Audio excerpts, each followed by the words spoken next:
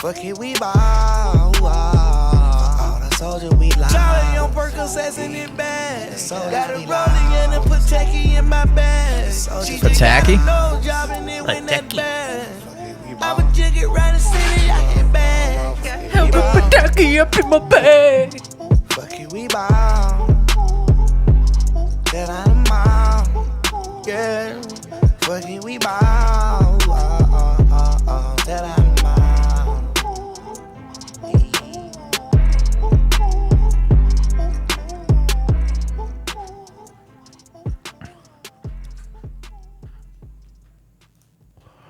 Live from the studio.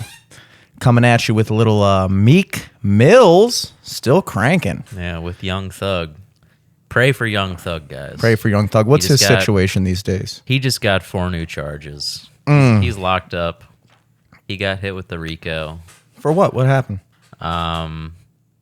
Like his whole record label pretty much got like taken in by the like Atlanta, like whatever prosecutors or The fuck, APD. You know? Yeah, pretty much. Yeah, so he's gone for a while. I don't know if Young Thug's ever gonna be free again. What are the new charges? All RICO shit? I think it was like they did another sweep on his house and found another machine gun. Damn. And found like other drugs. He didn't tell somebody to like clear that shit out? They're all in jail. He can't call somebody? What is he gonna call? The cell over? Be like, yo, if you get out before me. I thought that's the point of having bitches in the rap community. If I was a rapper, I would never refer to a woman as a bitch. But if I was a rapper, I would call one of my bitches and I'd be like, yo, clear out. You know, He'll like say it was you. I Take the fall, bitch. come on, bitch. I would do like that old school like mafia shit, the thing. Call him up, be like, hey, do the thing, Do like the thing. And I'm like, what? hey, come on, see? Why are you talking like that? It's code, Come on, see? bitch. Come on, man. I mean, it's been like, how long has it been he's arrested? He hasn't cleared out the machine guns yet? I mean, Should have flushed that shit. bruh, how is he gonna flush machine guns at his house if he's in jail? I don't know, dude. You would like to believe that this is a little bit more organized. You have organized crime, and then you have unorganized crime. Hey, let me tell you one thing. You should have had a Marie Kondo go to Young Thug's house. Get a little organization going on. Organization. Who knows, dude? I don't know. It's just like some of these charges are like, come on, bro. I mean, if I was to, again, I'm not on this plane of life, fortunately. But if I was, I really do like to believe that I would be more efficient at like if I was to like evade taxes, like, or if I was to like launder money or something like that. Yeah. I'd like to believe that like before doing something like that, I'd understand the consequences and be like, let me have all my ducks in a row when I'm inevitably arrested. Yeah. Like part of being a criminal is understanding that you will get arrested. Yeah, eventually you'll get caught, but Yeah. you just have to make sure that when you are caught, it doesn't all come crumbling down. Exactly. In this situation, it seems like they, all came crumbling down over in that camp. I mean, I'm just basing all my criminal experience off of movies that I've watched. And maybe only the ones who are good at crime get movies made about them. Yeah. But like, our boy Whitey Bulger on the wall, he had his shit together, dude. Like he had his like plants in the FBI that were working with him. Yeah. Well, and also like he was, he somehow had like, some sort of cushy deal with the FBI Oh yeah. for, He got nabbed. being an informant. And then he or became an a informant, yeah. snitch, as others might call it. And the FBI guys liked him, and they kept on like vouching for him and like saying like, no. Like he would actively be committing crimes, and then the guys on the side would be like, no. No. We gave him that stuff to do. So he basically had this deal with the FBI, from my understanding, where he could kind of do whatever he wanted. And then like he wasn't even really providing them with that much information. He would literally just provide them with. I actually watched a kind of like documentary about him. Like, you know, what's the time limit for a documentary? This is like 40 minutes. That's a documentary. That's like on the verge of just being a YouTube video. Yeah, I watched a YouTube video about Whitey Bulger. Whitey Bulger. I mean, that could also be a History Channel show with all the commercials taken out. Oh, 100%. You know what I mean? Yeah, so it's a documentary. It's a TV documentary. I know Whitey Bulger after this 45 minutes of no commercials, straight advertisement. And he basically, like, he didn't even really provide them with information. He was just actively committing crimes. He had guys on the inside. And then, like, apparently just to, like, maintain his informant status, the FBI guys would take other tips that they got from other people and just put it that they got it from Under Whitey. his name? Yeah. So they're, like, doing his homework for him, too? Oh, exactly. That's insane. Because he was paying people off. And, like, there's something, like, romantic. Romantic. It's so romantic. That's so cute. There's something, like, cool about when you're a criminal and, like, you're doing that type of shit. Because, like, dude, they didn't find his ass until he was, like, 87. Yeah. And at that point, it's kind of like the Cosby shit, too. It's like, you've lived your entire life. Now, granted, you're living your entire life in hiding and constant paranoia. Like, apparently by the time they found him, like, basically, from the story I gathered, first of all, he was fucking MK Ultra, which is, you know, MK Ultra, of course, conjures this kind of, like, conspiracy theorist air about it, but it was a real thing. Now, what it was used for and how it was done is up for debate, but he was a part of that program. And basically what they did was they would go in and They're kind of trying to figure out mind control by using acid. yeah. Essentially, for anyone who's listening and doesn't know about MK Ultra. They went to, like, cons and were like, hey, like, if you participate in this program, we can get you out sooner. We can do this. So they go and find criminals and are like, dude, like, be a part of this and, like, it'll shorten your sentence. And they're thinking, like, all right, so all I got to do is, like, trip balls all the time and, like, I can get out of jail sooner. That's what I was going to do once I was out of jail. Yeah. You know? So they're like, yeah, sure. And then apparently they just, like, apparently before he went to jail, Whitey Bulger had never killed anyone. Like, he was like he was a low time criminal. And then he goes to jail and they put him through this program and they just dose him with, like, I don't even know. Do they say tabs in the FBI? Does the FBI do tabs? Oh, I mean, they probably weren't that advanced. I feel like the tabs came about because the scientists working in those facilities where they made acid were trying to figure out how to take it out of the lab to sell it on the streets. Got you. When they were, like, doing the MK Ultra shit, they were just, like, using pure, like, liquid LSD and, like, just putting on people's tongues, like, one drop, but that would be, like, hundreds of tabs. Yeah, I can't imagine, like, the FBI being like, all right, dude, put it on your tongue. Sit on it. Did you swallow it yet? Did you swallow it yet, dude? No, don't swallow it. Leave it in there for like 60 seconds and then chew it up and swallow it, bro. Trust me, you're not going to feel it for the first 15 minutes, but once you do, it's like, no, that's probably not what was going on. They're probably if it's bitter, spit it out. That means it's bad. You got to let me know, dude. You got to let me know if it's bitter, bro. The chillest agents. Is it bitter or does it taste like paper? If it tastes like paper, you're good. So, like, they're fucking tabbing up him, and then he's, like, tripping beyond balls. And then they just apparently would, like, one of the things they did was just sit They you showed down. him those videos we watched before the podcast. Like, tickle his ribs with the blade. Oh, yeah, I forgot to mention, Eric and I are seasoned combat veterans. Trained. Yeah, we're trained Marines, essentially. We know how to knife fight. We know how to club fight. We were in World War II. And we even got a couple secrets from some Japanese soldiers that let us know how to kill them. Yeah. It was I've been not to get on a tangent, but I have been on a little I was watching YouTube and, like, the one video popped up and it was like, crack that tank, and it was like looking old school, and I was like, all right, fuck it, I'll watch it. It's 2 p.m. on a Monday. What else am I doing? So I pop it on and I'm watching. It's like this 13-minute video of, like, a training video of how to, like, combat tanks.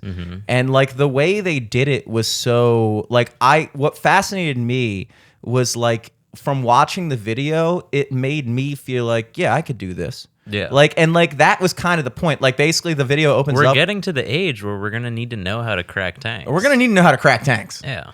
And so this guy is sitting here like, he's like an older, cool dude smoking a cig, drinking a beer at a bar. And he's like, hey, didn't see you there.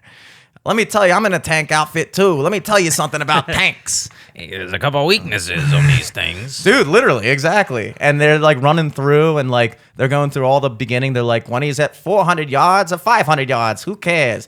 Shoot at it, like make them button up, make the guys like go into the tank out of their holes and then start shooting at like. It's going to get hot in there. Oh, dude, you are doing an amazing job of predicting what this video is talking about. Hell yeah.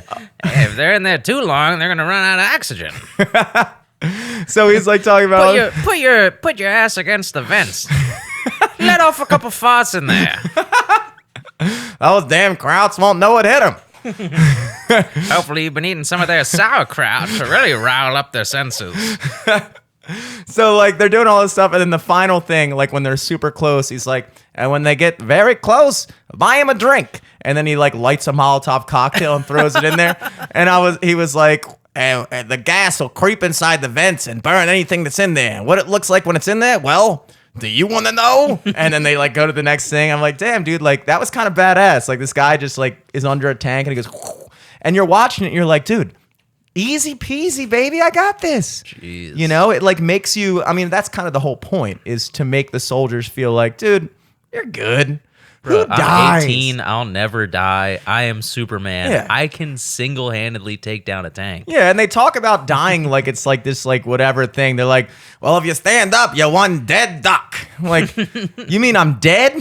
Yeah, Like, you mean my family's going to grieve the loss of me? yeah, and then they're talking about killing other people. Like, and let me tell you something. When you throw that Molotov cocktail, it's good for a 10,000 check back to Germany or something. Like, apparently that's what they like. You die and they just send your family $10,000, and they're like, sorry, that's how much your life is worth. 10,000 fucking clams, which back then is, you know, Like $1 million or some shit. probably not even $1 million. Probably like Probably 100,000, 20,000 bucks. Yeah. Hey, thanks. But anyway. Thanks. So like, you know, Whitey Bulger's in this MK Ultra program and he's all dosed up on acid, and they're just going like, would you ever kill anyone? And he just goes like, no. And they just sit you in a room and ask you, would you ever kill anyone? Would you ever kill? Over and over again until you like go fucking insane. And basically what they were trying to do was like, anybody who's familiar with the 90s movie Zoolander, which is based off of an even earlier movie, I believe, called The Manchurian Candidate, where basically... Which is based off The Naked Gun. Yes, which of course is based off of the World War II training film, Crack That Tank. What is it's OJ, right? I think so. OJ is playing baseball and gets set up to kill the queen, who's at Camden Yards for some reason. I've never seen this film, but this You sounds never awesome. seen Naked Gun? No. Oh shit, watch that shit. It's good. All the like Leslie Nielsen movies are good as fuck. So what's it? It's based in Baltimore? So there's like a scene where they're playing baseball, and I believe they shot it at Camden Yards. And when was this movie made? Like the 70s or 80s. See, that makes sense because a lot of younger people don't know this, but before the Washington a long time ago, there was a team called the Washington Senators, and they were the baseball team for D.C. They then became not a team. I believe they went somewhere else, obviously, and then we had a team called the Montreal Expos, which I always thought was a cool team name. In the early 2000s, mid-2000s, a team came back to Washington. They're called the Nationals now. But in that big gap, basically between the 80s and the early 2000s, Baltimore was the closest city to DC that had a professional baseball team. So the president and like world leaders, when they went out to see a baseball game, like if you come to America and they're like, hey, let's show you America's pastime, they went to Orioles games. They had a presidential box in Camden Yards. Like that was what it was for. So like, given that movie was made in the 70s, it kind of makes sense that if it was like a world leader political thing at a baseball game, it probably did take place in Baltimore. Yeah. So that's pretty dope. Well, I think also just like Camden Yards was like the stadium for a while. Like it was like the model stadium. It still is. I mean, it was built in the late 90s, and it still is one of the best baseball parks in the league. I mean, especially considering that all the biggest teams are still playing in like their original park. Like the Red Sox, they're like the biggest team in the MLB besides the Yankees, and they're playing in like their 1920s like park with like bleachers and shit. It's like, dude, I know it's historical, but come on, dude. The White Sox, I think Chicago White Sox have the oldest stadium. It was built in like 1918, and it's like, dude, what are you doing? But it's cool, Wrigley Field and all that. Damn, I just lied. Apparently, it was just Dodger Stadium. Oh, close enough, you know. Brooklyn Dodgers. I'm thinking of the what's the Charlie Sheen movie that was shot at Camden Yards? Fucking Big League or something. Bull Durham. Maybe. I'm gonna look it up right now. Minor League, Major League. Maybe one of those. It might have been Major League. Major League. Major League 2. Okay, Major League 2. Okay. Maybe the first one too. We've really gone downhill on this thing. I think maybe just like news is coming up about like what if Charlie Sheen was in Major League 2? Oh, so now it's just an idea that maybe if they did film a sequel, it would be filmed at Camden Yards. We've come a long way from the Naked Gun taking place at fucking Pickles Pub. How the mighty have fallen. So anyway, a Manchurian Candidate is, of course, back during the Cold War. We're fighting with the Russians. Nothing's going on, but it's a battle of wills, baby, in terms of the song by the same band who made that song, Eye of the Tiger. That band is called Survivor. It's the Eye of the Tiger. Everybody knows the song. I don't have to hum it. But they had another song that went, it's a primitive clash, leaning up against the wall. It's a battle of wills. That's from Rocky IV. And I think it's called In the Burning Heart. In the Burning Heart. I know this because we only had one soundtrack on our wrestling team, and it was the Rocky IV soundtrack, and we just worked out to it every day for 4 years. Hell yeah. So I know Rocky IV. But anyway, Hell a lot of good music in there too. You know, James Brown and everything like that. But anyway, so we're in the Cold War. We're trying to create what's called a Manchurian Candidate, which is somebody who you can basically like dig into their subconscious that they're an assassin. Yeah, but like they a don't, sleeper agent. Yeah. And give then, them a code word, trigger them, activate them. Boom. And I wonder if that worked. I don't think it did. I don't think we have actual sleeper cells out there, but we may. There might be. But what we did succeed in doing is driving a lot of people fucking insane. Another notable MK Ultra participant was the Unabomber. Yeah. Stan Kaczynski. Timothy Chalamet or whatever. Timothy Chalamet, yeah. The Unabomber. Yeah, or Stan Kaczynski. Or Timothy Chalamet. No. Wait, is it? It's not Stan Kaczynski. Stan Kaczynski? Tim Kaczynski? Ted Kaczynski. Ted Kaczynski. Ted Kaczynski. Yeah. There we go. Jake Gyllenhaal. The fucking Unabomber. The Unibrower, more like it. Unibrower. You got to pluck those, Jake. Come on, Jake. We need the trigger word to make him like pick up a pair of tweezers. Tweezer. Applesauce. Like, oh, Jake, you look great. Thanks. I was part of MK Ultra. Jake, at 3:00, the prune juice spoils. Activated. Grabbing tweezers. So, with Whitey Bulger being one of the most notorious crime bosses of all time, and Ted Kaczynski being one of the original domestic terrorists of all time in the United States. Let's call him Stan. Let's call him Stan. Listen, we know him. Come on. We call him Stan, but that's because that's an inside joke between us and Stan. Yeah. Stan, you know what we're talking about, dude. Don't Unabomb us. So what they did succeed in is driving apparently a lot of people fucking insane, because when Whitey Bulger got out, I don't think he became a Manchurian Candidate, but he did become a guy who was a ruthless murderer. Hothead. A hothead. They turned him into a dick, basically. Yeah. That was really what MK Ultra succeeded in. They were like, we're going to dose people with hundreds of milligrams of acid until they become jerks. Yeah, until they become Mark Wahlberg. Another famous MK Ultra participant. Yeah. So like he was on the run for like, I don't know, fucking like 40 years, and he was living with his girlfriend under a fake name in just like a regular neighborhood in California. Blackie What's the opposite of bulge? What is the opposite? Concave. Blacky concavity. Our neighbor Blackie sure is fun. And his girlfriend fucking not. Oh, jeez. Not Mrs. Bulger. Who would ever see through that? So then, neighbors that when they were looking for him, and I actually remember watching TV at Seasons and not working when they found him. And that was kind of like apparently big news. It was huge news, dude. It was huge news. And like watching that happen and like you go back and like, would you really like, I almost would wager to say that he was such a paranoid mess. He would just sit looking out the window for like 60 years. It's like, dude, at that point, it's not worth it. Yeah. Also, why didn't you leave the country? Yeah, right. Like you're in fucking LA, like the second biggest city in the country. Yeah, you could find a fake passport or something. Yeah, or not LA. Or just buy a boat. Yeah, Just do what fucking go straight. Shawshank Redemption did, dude. Yeah. Another great movie I watched recently. But yeah, dude, Whitey Bulger, shouts out to you, bro. For I think he's dead now, maybe. Probably. I think he was killed.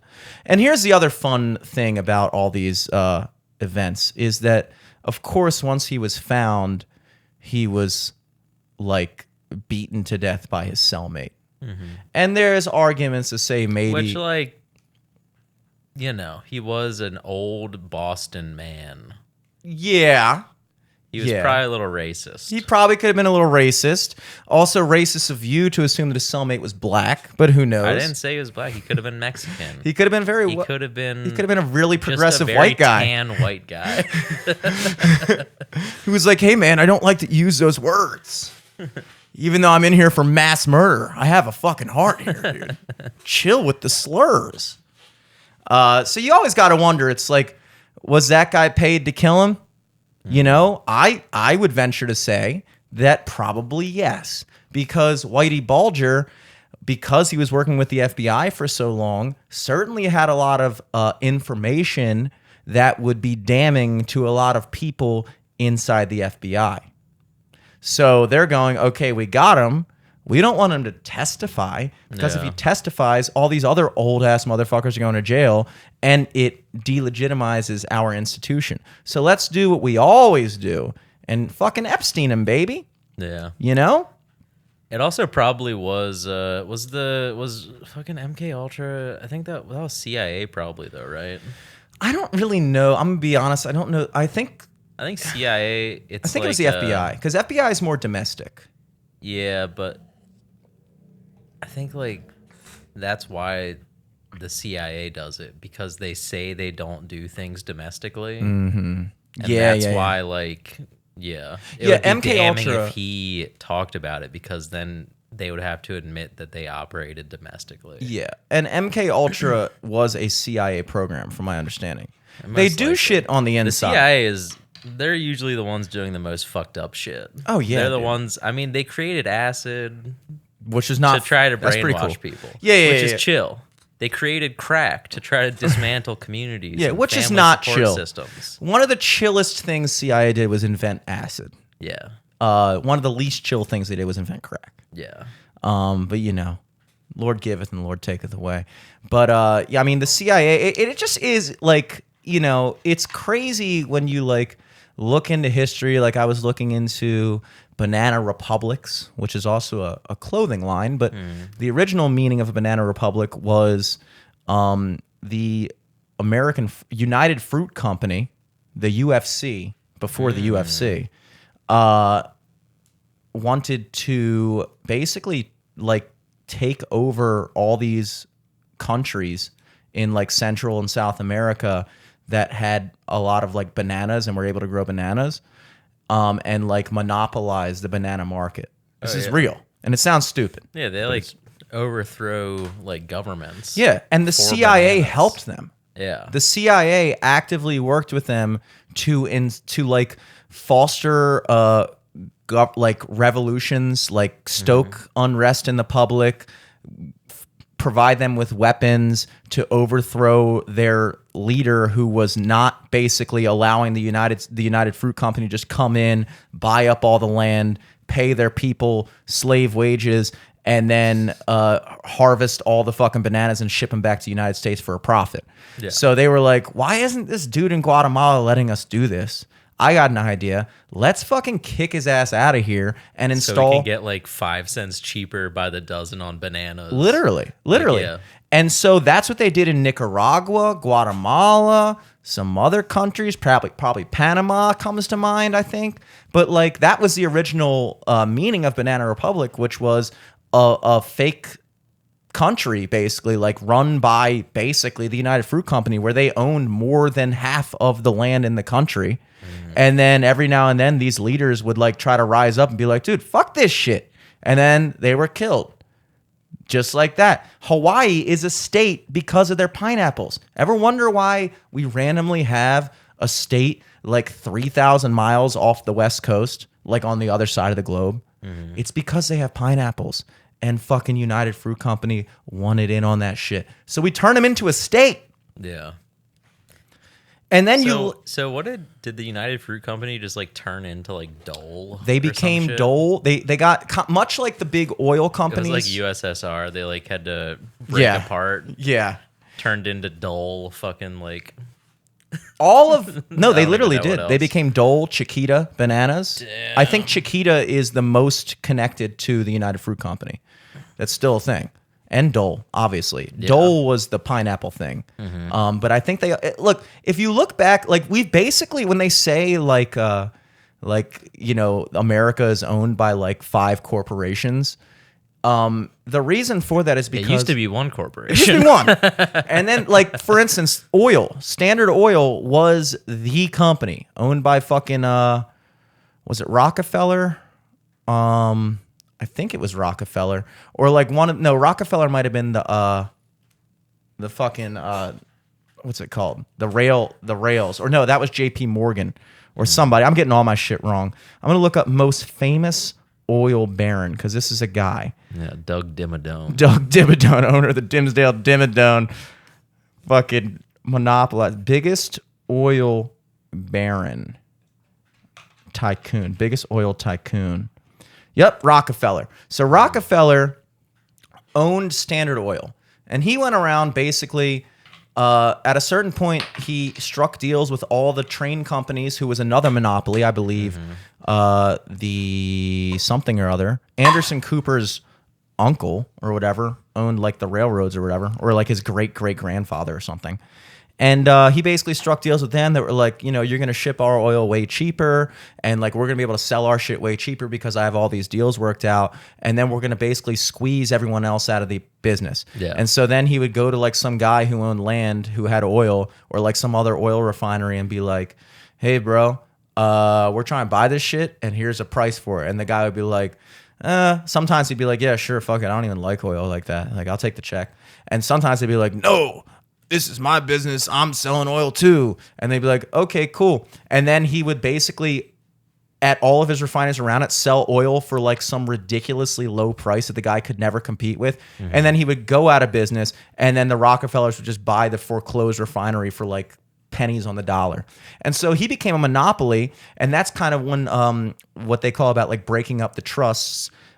They broke up those big, gigantic monopolies in the oil and railroads, and Standard Oil became Exxon, Mobil, Texaco, and a bunch of other oil companies that still exist today. But they all came out of one central oil company. And I'm sorry, but you can't convince me that they're still not the same company. Yeah, they're still not the same company. I mean, how many Exxon Mobils have I seen? Just in like they're the same company. And so basically, it's like you look at how these giant corporations have influenced United States foreign policy to the point where the fucking fruit company could tell the CIA that they wanted to, fund and stoke an insurrection in another country to install a puppet leader to allow them to do what they want to do. And it's like, what happened? Damn, and you sure they didn't want that oil? Yeah. I wonder. It's a little bit more valuable than a banana. Now that I'm really thinking about it, I seem to remember a guy by the name of Saddam Hussein in Iraq. I seem to remember a guy named Muammar Gaddafi in Libya. And I also remember a guy named something Assad in Syria. All of whom came to a demise by a CIA, U.S.-funded insurrection of people to overthrow the leader who was going against our oil policies. We were saying, hey, you got to sell oil in dollars. And then Saddam Hussein was in the 90s or something. He said, I'm going to sell them in euros.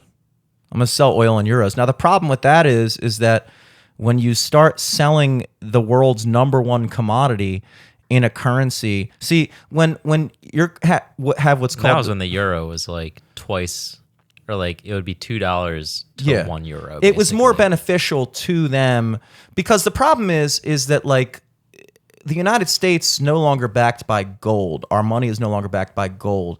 Our money is backed by the idea that we're the shit, basically. Like when you get $1, anywhere in the world can take it. I've gone to Mexico. You can pay them in pesos or dollars, and they want dollars. Yeah. They don't want pesos. When you pay them in pesos, they're like, "Come on, bro." I'm like, "Dude, what? It's your money."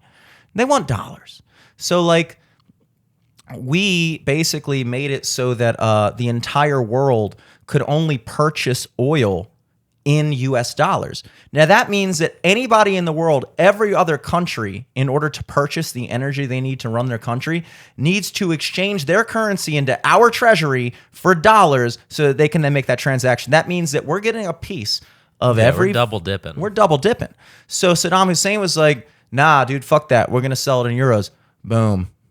Triple dip. I'm not gonna say, I'm not gonna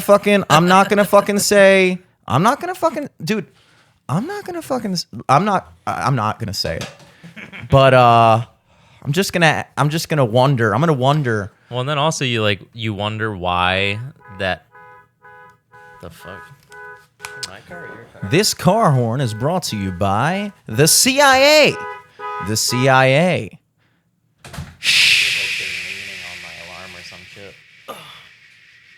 And back to our previously scheduled programming. Okay. What I was going to say, though, before the alarm, went off at perfect timing to, stop us from talking about government influence. So, yeah.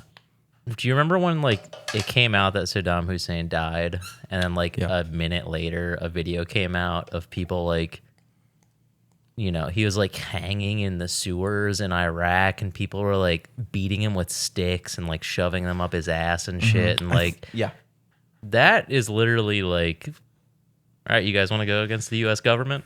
Oh, yeah, pretty much. No, that's what it is. Because look, you can go into any, and this is really what I'm kind of getting, not what I'm getting at, because I'm not really getting at anything. I think we have covered more topics than anybody's ever covered in 10 minutes so far. But just the idea that this has been an ongoing thing, and this has always been a thing, not just for the United States. I've talked about it in the past, how the British funded the Greeks' independence over the Ottoman Empire, the Turkish. They gave us the fucking weapons. They gave us the shit we needed and the backup to gain our independence from Turkey. Why? Because Turkey was their number one largest obstacle to a quick and easy trade route to India, which they were currently colonizing. Yeah. So they were like, well, these fucking Greek people don't like the Turkish, so we'll get them to fight our war, and then they'll overthrow the Turkish Empire. We'll install one of our guys into the Greek government because, they are so indebted to us at this point. We gave them all these loans and shit like that. We own Greece now, but they are independent from Turkey at least. And now Turkey is less powerful. We have a better trade route to our colonies, and that's always been. It's literally this kind of subversion. And so you can go into any place and find people that are discontent and unhappy with whatever. A lot of people don't even care who's in power. A lot of people are just discontent people that, can be radicalized and do whatever the fuck you tell them to do. Yeah. You can convince them of anything, blah, blah, blah. So you go in, you find people that are, convert them to like anti-government people in their state. You fund them, you train them, and then you let them rip. And then they fucking go in and fucking, raid Gaddafi's palace in Libya. And I'm not saying Gaddafi's a perfect person either. I mean, a lot of these guys are, Saddam Hussein was a fucking dick. Gaddafi was kind of a dick, I hear. And Assad was kind of a dick. All these people are dicks, But then again, it's like just the idea that like the United States is going in and kind of like fostering these uprisings to overthrow these people so that they can continue being under our thumb. Yeah. So we can install a democratically elected leader who's going to do everything that we want him to do with that country's natural resources. And it's like I said, it's not just the United States that does that. And so a lot of times when they think about like, they always talk about like Russian bots in comment sections and stuff like that. It's not a conspiracy when people talk about there is an active internet campaign aimed at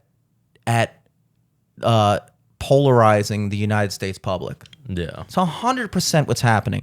And it goes both ways. There are Russian bots that are not just Russian bots, Chinese shit's doing that shit too, because we're doing it too. Yeah. It's not new. It was like a thing during the pandemic where like what do they call it? Like something. I don't fucking know. Disinformation? It was disinformation, but like aggravators or fucking like, I don't even know what the fuck they call them. I think I know what you're talking about. But you know what I mean. Yeah. Like apparently like Russian, basically like Russian CIA essentially was creating like Black Lives Matter rallies and Trump rallies like on Facebook and making them meet at the same place at the same time. Yep. And just doing that all around the country just to like rile shit up. Yeah. Which is like pretty smart. It's smart. I'll give it to him. It's smart. And that's a good idea. Look, I'm going to give a quote that I vaguely heard one time a week ago. And it is from a book called The Art of War. And his name eludes me right now, but it's like Sun Tzu or whatever. Yeah, something like that. You got it. TZU or something. And he said, one of the things he said is, it is much easier to defeat your enemy when they don't even know they're at war. Mm-hmm. And I think that's something that when you see all the things happening in very recent times, we are at war. Now, the problem is that we tend to think of war as boots on the ground, tanks in the streets, blah, blah, blah, blah, like you see in the movies. But in reality, in this day and age, you don't even need to do that. Yeah, and also, if you're our enemy, like China or Russia or something like that, they can't win that type of war. They can't send... But they can, like, shut down the power grid for, like, 2 weeks. Yeah. And they can fucking... people's minds. They can fucking cast, subversion into, the public dialogue that makes people feel divided. Like, think about it right now. If another outside force were to attack the United States at this very moment, think about how much more difficult it would be for the American public to unite as one solid thing and be like, hey, dude, like, I think you're a fucking pussy liberal, and I know that you think I'm a fucking racist Nazi, but we gotta fucking beat these Chinese people's ass right now. Like, we are so divided as a country that I could honestly imagine that if China or Russia or some other fucking united force of those nations were to like unleash an actual attack on us, it would be so difficult just for us to be like, all right, guys, let it simmer for a second. We got to beat these guys' asses. Can we all agree on that? And probably not. Probably there's a lot of people that would be like, fuck, dude, like, fucking let America burn, dude. This fucking piece of shit country. Like, what the fuck's it ever done for me? Like, I could totally see that. And that's all purposeful. It's all purposeful. And it's kind of scary because they are doing warlike things with their fucking... I'm not going to pretend that I know all the details of this, but you hear about like devaluing their currency and things like that undermines the United States economy. And at the end of the day, it's like in order to be in the position that the United States is, we kind of like, is there a way to be a world superpower in which we're not kind of like low key taking over other countries with the most important natural resources in the world and using them for ourselves so that we become the main superpower that controls it?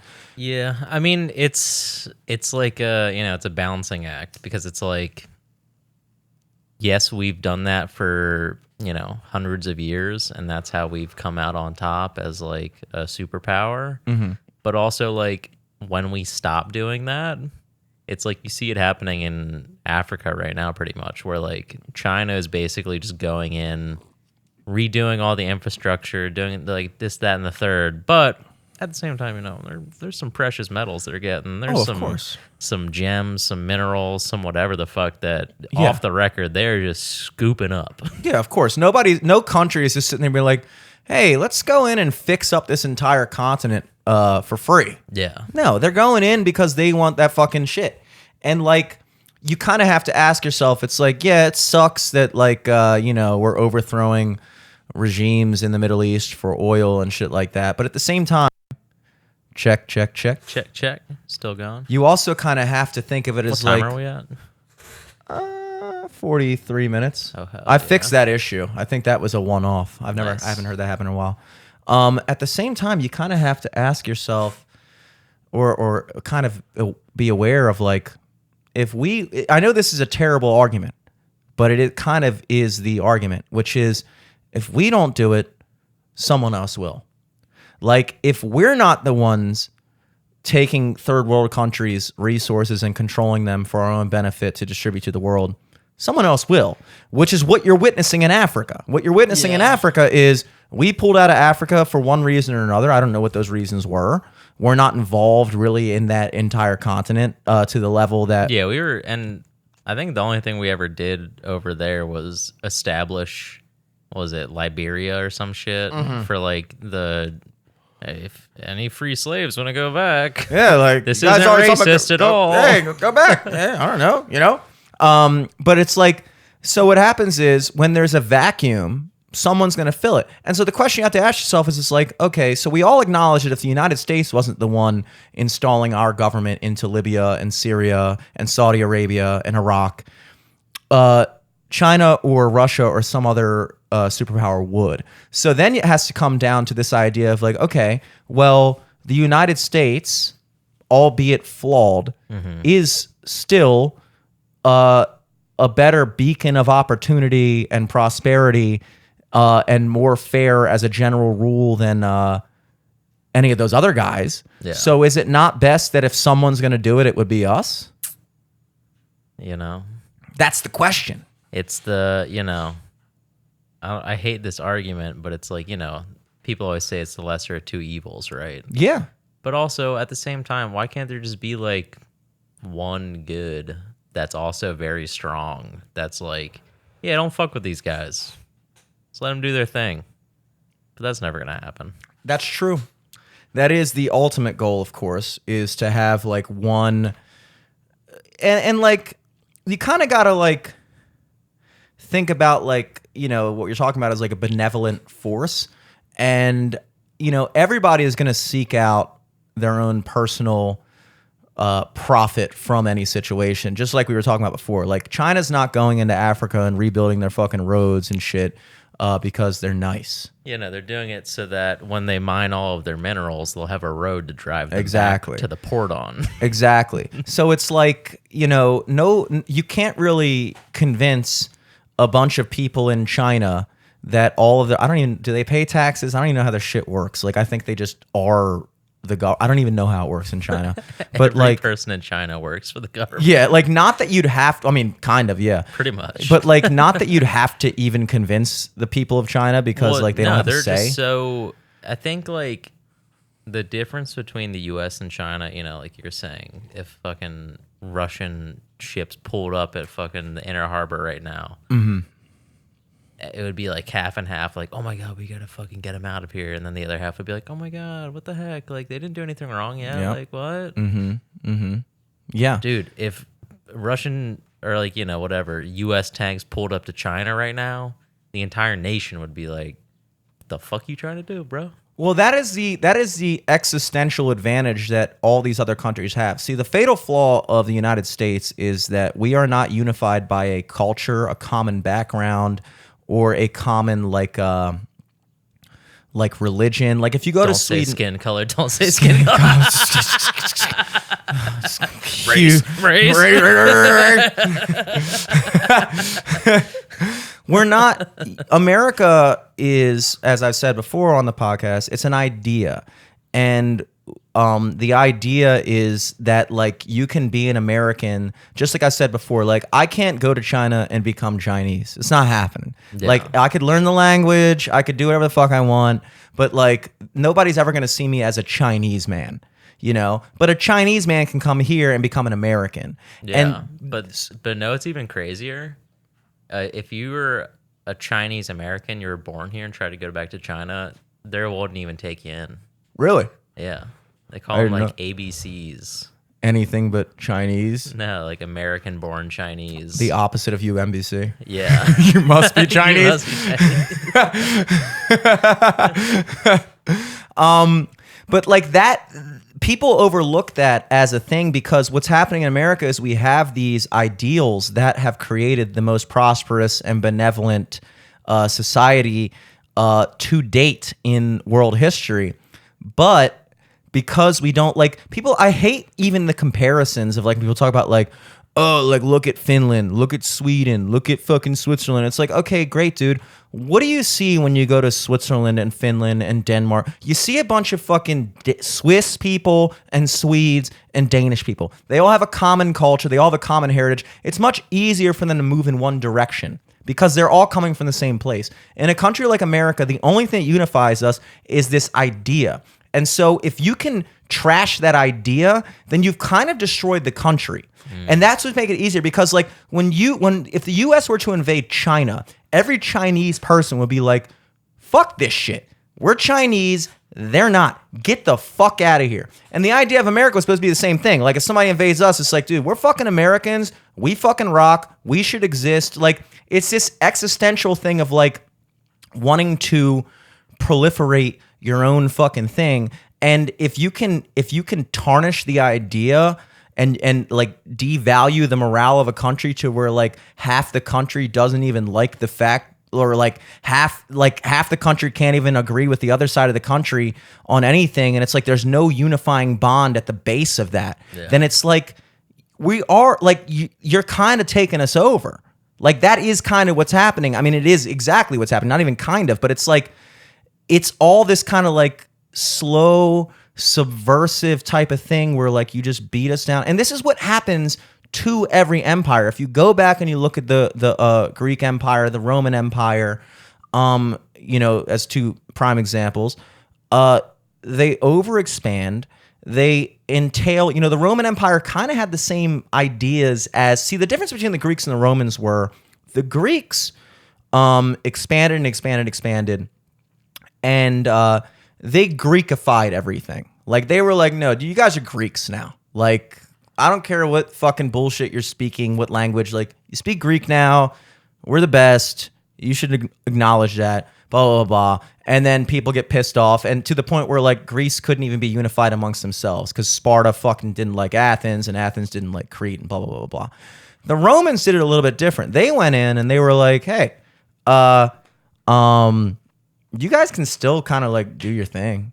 You just have to, like, pay us tribute. Like, hey, like, Normans in France, like, you can still speak your stupid, like, fucking hocus pocus language, but, like, as long as you're, and then they would have borders and they would offer, like, hey, like, you could fight for your country's army, or, like, if you fight for our army, we'll pay you, like, way more. We'll give you, like, a fucking house and shit. So, like, people wanted to be Roman. Yeah.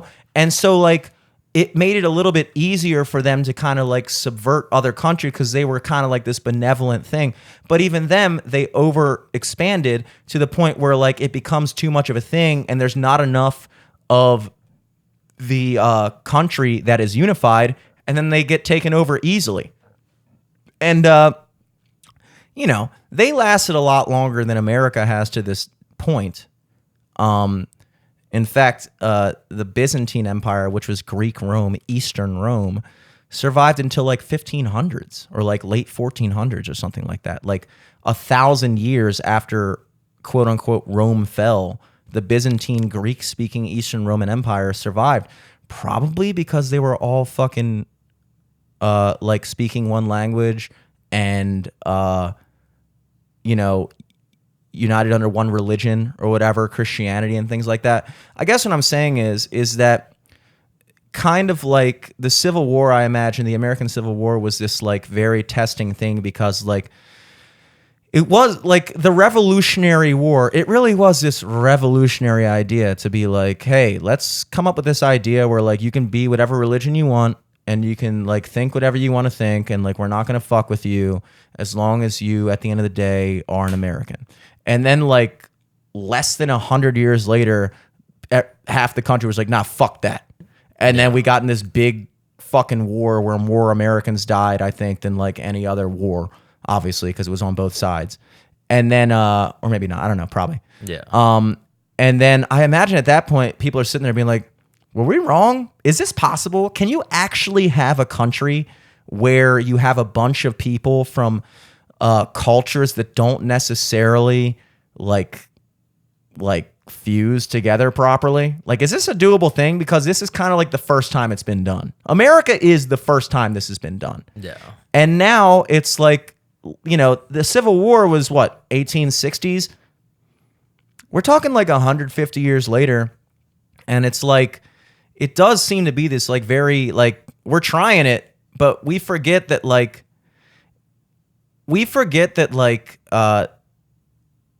I guess what am I trying to say here? It's like we have this tendency throughout history that at any given moment in history we assume that we've got it figured out. Yeah. Like, or we just assume that the people before us figured it out. Yeah, like we're when finally in reality here. They're just like, let's try to do what the Romans did. Mm-hmm. It worked out for them. All of human history reading that book, but all of human history is just us trying to figure it out. And like it's only ever been the present. You know, in 1930, 2022 didn't exist yet. They had no idea, like they didn't have the context of knowing about the internet or the Vietnam War or Bill Clinton or any like they didn't know the Rolling Stones. They didn't have any of that. They were just working off of right now and everything that came before us. So then you look at things like the lobotomy, where like at the time, like I was watching some, we'll call it YouTube video because it doesn't cross the time threshold, on the Kennedy curse, which is how like all the Kennedys always die in these like weird freak accidents. Yeah. In fact, the most recent one was in Maryland. Yeah, in Annapolis, right? Yeah, where like they got like drift to sea or whatever. Yeah, they're like in a kayak. Yeah, it's kind of crazy. Yeah. And it makes you it wonder. Like sounds freaky. Definitely sketch. Yeah. But like, so like the oldest sister, I forgot her name, of John F. Kennedy, was like a little, let's say, loopy. Trampy. Yeah. She was a witch. And you know, apparently she was just a little slow and also would have these like violent like outbursts and like freak out. And it was an embarrassment to the family. And so they bought her a mansion and fucking dude, the fucking father signed her up against her will for this new progressive operation called the lobotomy. And so at the time they're thinking like, this is the cutting edge of medical science. Like, this is it, baby. This is the future. We're going to fucking take an ice pick, a literal ice pick through like the top of your eye and like just do some like poking around until you shut the fuck up, basically. Yeah, pretty much. That was where we were at. And he was like, yeah, sure. Like, she's totally embarrassed me at my birthday party last week. Fucking do that. So they do. And of course it renders her with like the brain of a 2-year-old. And she's like disabled and in and out of like not in and out, just permanently in like mental institution to mental institution until she dies at like 90 years old.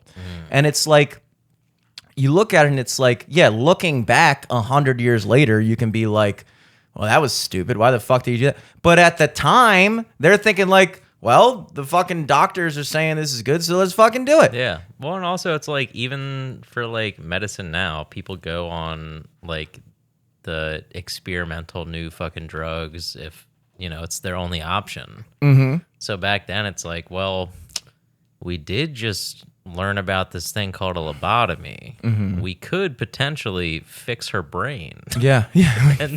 And just like a parent wanting to do anything for their kids, they're going to do anything. They're going to try anything. And it's like, I don't know. No, it sucks hearing about shit like that because it's like it's not always like the parent being a dick. It's like they could have like the best intentions or whatever for that situation. But at the same time, like they're rich assholes, so fuck it. Yeah, and like, John F. Kennedy's father was obviously apparently involved heavily with like organized crime and all that shit and blah, blah, blah, which is may have eventually led to JFK's assassination and probably did. Probably not a coincidence. It'd be crazier if it was a coincidence.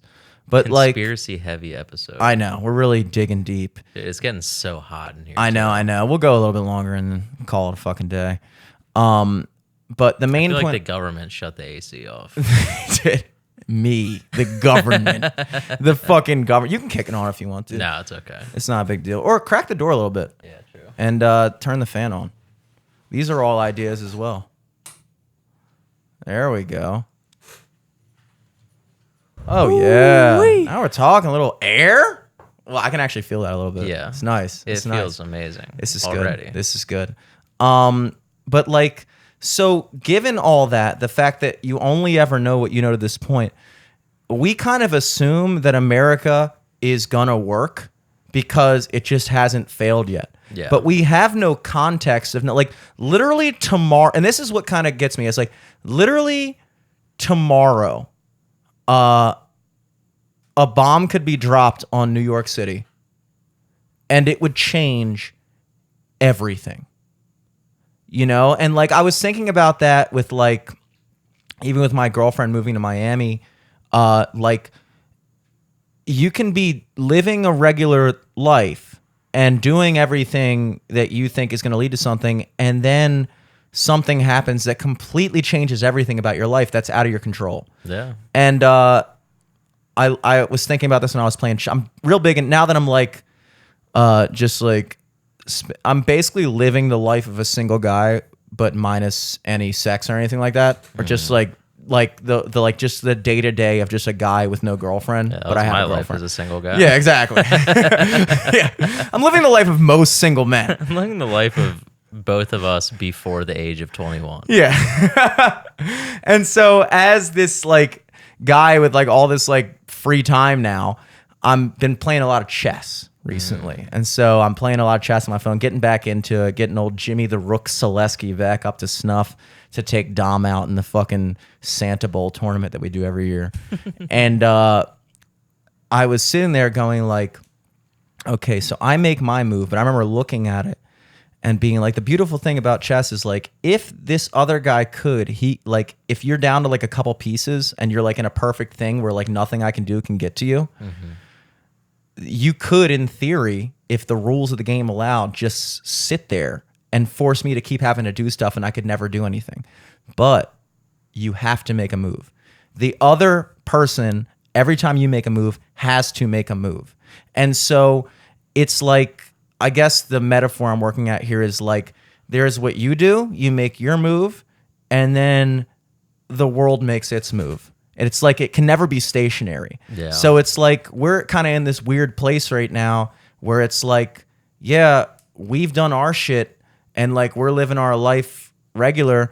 And it does blow my mind that like in a fucking instant, it could all be fucking different. Completely outside of our control, nothing we could do about it. And all we can do is just fucking make our next move after that. So, I don't even, to be honest, I don't think I had a point there, but I liked where you're going with it. Yeah. That's all that counts. That's all that matters, dude. Do acid. Become a crime don't kill people. Yeah, don't kill people. And look, if you're going to have a fucking house with machine guns, have some bitches. Or like a safe or something.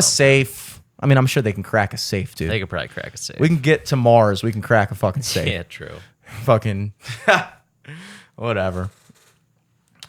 What we're looking at here, guys. It is John's birthday. I thought I should say that. The big 3-1. Yeah, I hardly even mentioned that my birthday is in 2 days. And geez, did I have one of those like weird epiphanies today, where like it just hit me.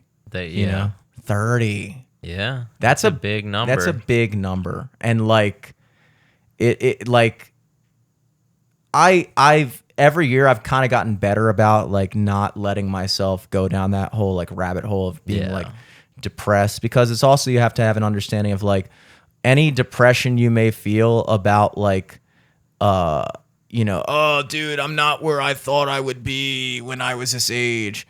First of all, it's all an idea, and second of all, it's all based off of like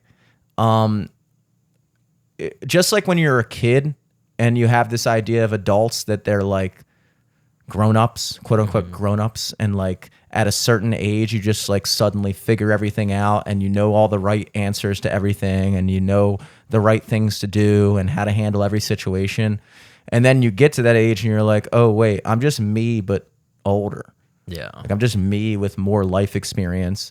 And it's like all the ideas that I or someone in general may have had about like what life was going to be like at this age or that age is all just as much of a just like an illusion as like when you thought that when you were 22 that you'd be like some like grown up. Yeah. It's like doesn't exist. Like it just, and like at every, I remember my grandfather saying that like the other maybe it was a year ago at this point or something at Christmas, and or his birthday, and he turned like 86 or 87, and he was just like, literally we're just drinking and just like a regular guy who was just like, I'm fucking 87. Can you believe that? And I was just like, that's crazy, because like I feel the same way. Like I'll be sitting there at 30, like in 2 days, I know it, and be like, I'm fucking 30. Yeah, halfway through a power hour at your apartment. Yeah, having it like this, just like having a good time, being surrounded by friends. You're just gonna be like, damn. Yeah, but I'm 30. 30, because that age entails all these different like every age entails a certain like expectation, I would say, you know, like at 30 that's officially the end of your 20s. And like the 20s are basically in modern society the last hurrah of like, they always say like your 30s are like your 20s but with money.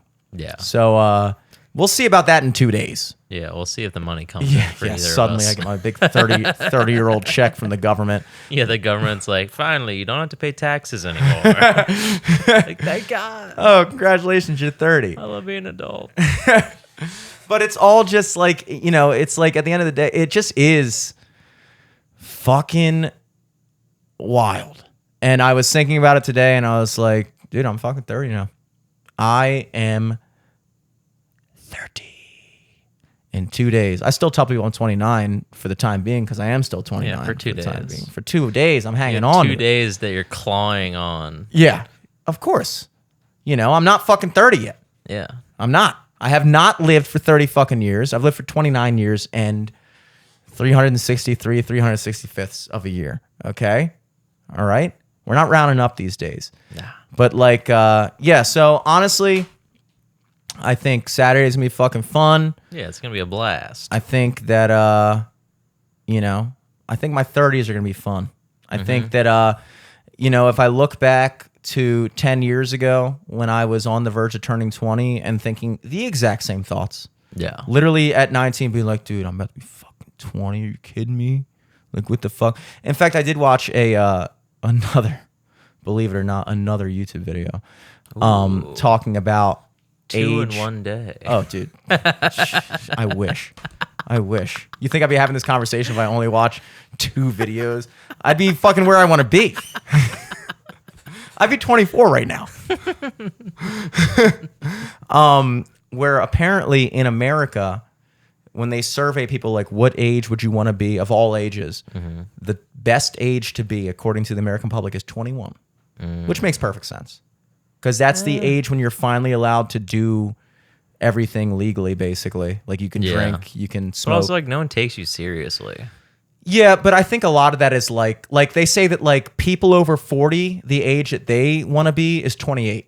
And like people under like, okay, so I think what it was is that basically what they found is that everyone over 21 wished that they were younger and everyone under 21 wished they were 21. Yeah. So like it basically, they show that like basically the idea is like everyone older than 21 wants to be younger. Everyone younger than 21 wants to be 21. So 21 is kind of like the peak age for like what people would want to be. Now, personally, 21. Personally, like 27 or 28 is like, that's a good age. that was the best age probably. Because that's like the 40s of your 20s. Yeah. You know what I mean? Like you're you're 20, you're in your 20s, but like you're not a 22-year-old. No. Like you got some stuff going on at least, or you know some shit, blah, blah, blah, blah. 30 is obviously the dead of 20s, but it's the fucking 21 of adulthood, I would say. It's true. I would say. I'm now old enough to be taken seriously. When you tell somebody I'm 30, it's like, oh shit, I'm talking to a man now. Yeah. I'm like, yes, you are. Yes, you are. Thanks for noticing. Yeah. It's gonna be weird, dude. Yeah, you're right behind me, dude. I'm a month away. I still got a month left. A month and 2 days of calling myself 29. I'm in my 20s. Just taking it easy, just taking it easy. I'm chilling. chilling in my 20s. Just coasting. No big deal. Yeah, I'm a kid still. I called myself a young adult the other day. That is I can't nice. do that as a 30-year-old. Or maybe I can. Yeah. I might still be able to. 30, 30 is just like, I think your early 30s, you're like, I think that is the prime of adulthood, I would say. If I had to say, because it's like, it's like the rare of adulthood. Yeah. I heard Medium rare is like mid to late 30s. Mid to late 30s, yeah. Medium 40. Yeah, medium is middle age. Yeah. You know? Well done 65. Oh, yeah. You are well done. You might as well be done. But I heard one of the bartenders at Perennial when I was playing there, he's 22, and he was saying like, yeah, I'm just trying to put myself in a financial position where like when I'm 30, I can chill, and I'm just sitting there like, Bruh.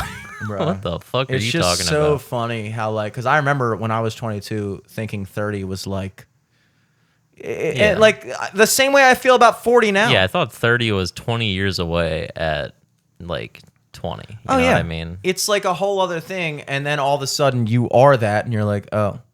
Yeah. Okay. Whatever. So this is my whatever year.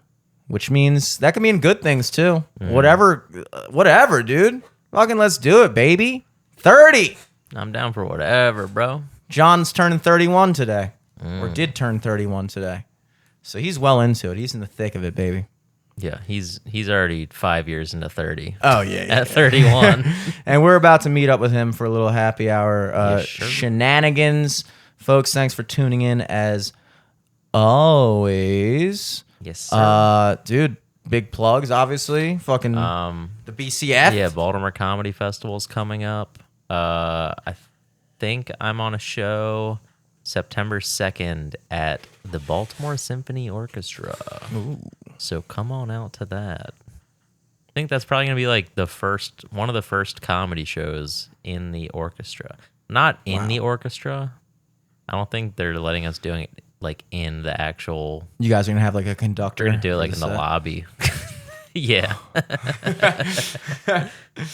So yeah, come on out to that. That's awesome. Go to the BaltimoreComedyFest.com. Look at all the shows that are popping up around the city over Labor Day weekend. At Eric Glazer for everything else. Fuck yeah, dude. You already know your boy's not playing on his birthday weekend. Hell a little staycation. I hate using that word, but this really is a staycation. I need this week to just not have to do shit. Yeah. Just podcast, fucking, and chill. Podcast and party this Podcast, week. Party, You know? and pretend you're still 29. Oh, yeah. The 3 Ps of turning 30. Podcast, party, and pretend. Yes, we love that. But next week coming up, every Tuesday at Perennial in Towson, 5 to 8:30. Making my second to last Wednesday night appearance at the Horse you came in on. That is correct. You heard that right. I am No longer going to be doing every other Wednesday night with Jason Heiser in Fells Point at the Horse on Wednesday nights. So I got this one, and then I got September 7th. And then there'll be a cutoff. But we'll still be playing there as a band every second Friday of the month and assorted holidays. So we're still in there. Just Wednesday nights, we're getting a little much for my 30-year-old self. So that's this coming Wednesday, the 24th, 9:30 to close. Thursday, the 25th, making my return back to High Tops after a little bit. I'll be there 7 to 11. And then on Saturday, if you're a good old boy in Carroll County, I don't get out to Carroll County much, but I'm there this Saturday, the 27th at CNR Hampstead, the real CNR. You know, CNR in Towson, cowboys and rednecks. It's just a bunch of frat kids that like country. I'm talking about real cowboys and real rednecks. Spittoons. That are being used. Guys with unironic farmer stands. Like legitimate, you are a farmer. Yeah. You know? That's 6 to 10 solo at CNR Pub in Hampstead on Saturday, August 27th.